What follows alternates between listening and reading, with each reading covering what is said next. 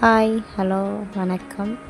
இன்றைக்கி என்ன டாபிக் பார்க்க போகிறோம்னா, ஆட்டோட மூளை எப்படி செய்கிறதுன்னு தான் பார்க்க போகிறோம். வாங்க பார்க்கலாம்.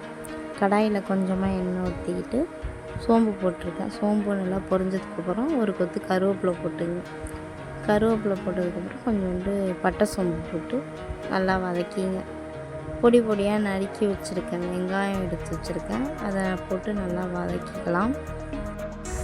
வெங்காயம் போட்டுட்டோம். வெங்காயம் போட்டு கொஞ்சம் வெங்காயம் நல்லா வதங்கி வரட்டும்.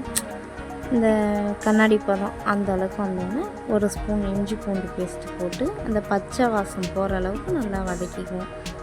வதக்கிட்டு கொஞ்சோண்டு தக்காளி போட்டு நல்லா வதக்கிக்கலாம்.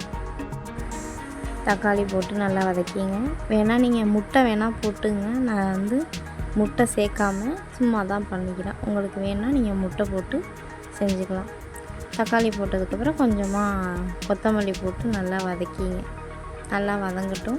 இந்த அளவுக்கு வதங்குற ஸ்டேஜில் 2 ஸ்பூன் மஞ்சள்தூள், தேவையான அளவு உப்பு, சால்ட் எடுத்துருக்கேன். தேவையான அளவு உப்பு உங்களுக்கு எவ்வளோ தேவையோ அவ்வளோ உப்பு போட்டு நல்லா வதக்கிங்க. இப்போ சுத்தம் செஞ்சு மூளையை சேர்த்து நல்லா கலக்கி கிண்டிக்கலாம். மூளை கொஞ்சம் வேகட்டும். வெந்ததுக்கப்புறம் நாம் பார்க்கலாம்.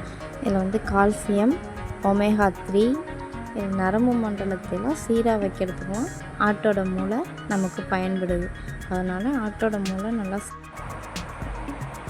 இப்போ போட்டு நல்லா கிண்டிக்கும். ஒரு 10 நிமிஷம் நல்லா வேகட்டும்.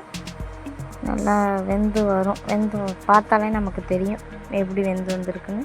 அந்த வெந்து வந்த ஸ்டேஜில் இப்போ நான் வீட்டுக்கு யூஸ் பண்ணுற மிளகாத்தூள் 2 ஸ்பூன் எடுத்துருக்கேன். போட்டு நல்லா கிண்டிங்க. கிண்டினதுக்கப்புறம் கடைசியாக கொஞ்சோண்டு மிளகுத்தூள், கொஞ்சமாக கொத்தமல்லி போட்டு கிண்டி இறக்கி சாப்பிட வேண்டியது தான்.